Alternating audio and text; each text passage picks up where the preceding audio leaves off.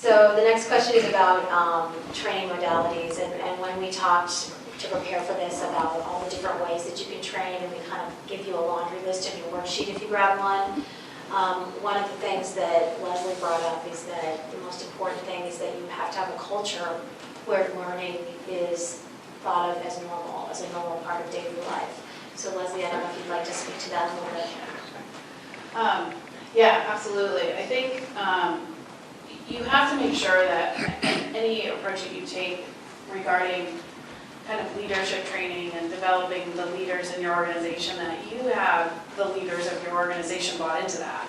And you can't get anywhere without that. And it does truly stem from above. So it really does start at that CEO level. And if you don't have access to the CEO, find out who's the next below that person, who is the D in all of this. Because there is someone that is the D in all of this that is at that highest level that you need to ensure that you have that culture of learning. I'm lucky that we have it as a core value that I just get to go back to the wall and go, see, look, it's right here on the wall. We grow through learning and change, and you want me to do big, so I'm going to do it this way. If you don't have that, or if you have a leader that hasn't bought into the core values that they're speaking, find the person next in line to that person who has that decision-making power, and really sell them on what that culture and cultivate of learning is. And the different modalities really play into what we all know as trainers of that sort of adult learning principle. It's not the one size fits all. And it can be the one size fits all at a foundational level, but then how do you customize it so that it feels like, hey, this leadership development program was tailored for me, Leslie Mason. And this one is focusing on my strengths, and there is opportunity for me to develop this skill set that I need to here at the organization.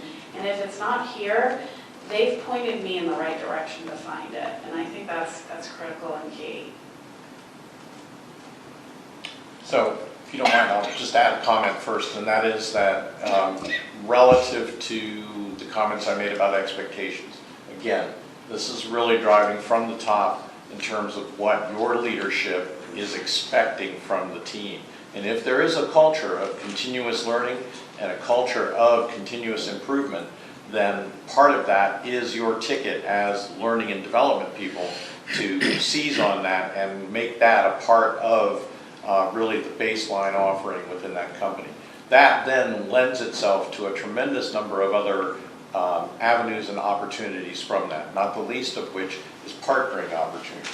So when you think about the way in which your companies will align with other collaborating companies or co-development companies or co-promotion companies, that leadership potential and that leadership call to have continuous learning needs to be aligned on both sides of those organizations. The same thing in terms of recruitment. So it lends itself to recruitment capabilities too when you have that opportunity, that individuals that come in, when they get hired, they know they're that third row of teeth, but they've got an opportunity to get to the front of that bite, okay? So one thing about the culture is if you think back to an awesome leader that you work for, there's always that sort of mystique or aura about them that, how do they know so much? How do you know that person that you don't even work with them? So I'm not a big business book person, sorry, Tony. But one of the old time books that has always stuck with me is Peter Senge's Fifth Discipline. And can anybody tell me what the fifth discipline is? Everybody forgets. That's the most important one. Synthesis, was it? Or? Systems thinking. Systems thinking. Systems thinking.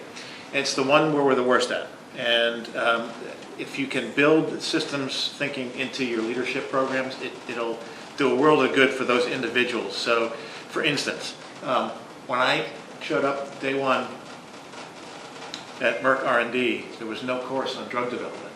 It was the whole business process is drug development. No courses on drug development. So nobody in the clinical space knew what was going on in research, and vice versa. actually people didn't know what happened when you handed off that molecule to the next phase. It just wasn't, it was a bunch of silos and no systems thinking. But even broader beyond that, even people in this commercial organization, they should know what goes on in basic research, what goes on in pharmacovigilance, what goes on in clinical. It's a part of the end-to-end process of the company you work for. And if you can build that into your leaders and then have them then disseminate that throughout the organization, it's really powerful. For me, this is all about really creating that culture in which we embrace learning. I cannot stress enough the need for it to be top down. If the leaders are not doing this, no one is going to follow this, right? So whatever your onboarding process is, everybody's going to look up the chain to see what everybody else is doing, and that's how we're going to fold in.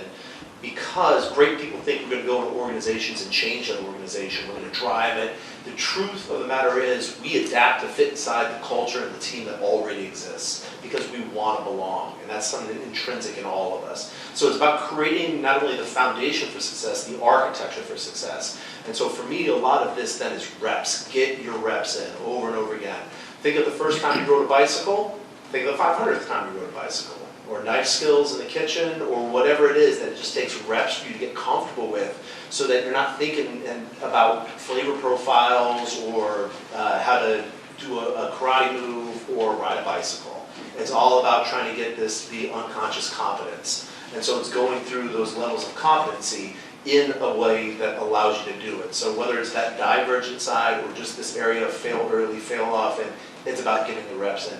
And I want to move backwards to that last question very quickly. Regardless of job function for me, we are all in the people business. Unless you are truly living in a cave or in somebody's basement or something like that, you have to talk with each other. So getting people to understand that is really an investment in human capital. So regardless of what the job function is, we got to talk. Almost out of time, so I was going to open it to the audience, Tony, to see if we have any questions. Because I want to make sure if somebody had something you wanted to hear about, let's make sure we get it. If you could briefly talk about, so my company right now, 1,300 or less, but we're being integrated with our parent company, 30,000. Can you talk about the difference that you see in the leadership skills that we're about to take? That was an easy question. Yeah, thanks, Ted. John?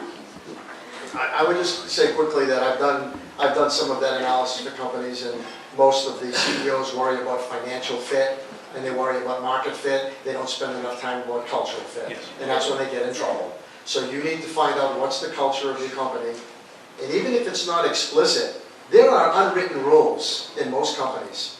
And when you go back to your company, find out what they are. Just pay attention. And the way you do it is like, what behaviors have consequences and what doesn't? And then you'll find out what the unwritten rules are of the organization. So you need to find out what is your culture, what is the culture of the organization that's acquiring you, and find out whether or not there's going to be clashes.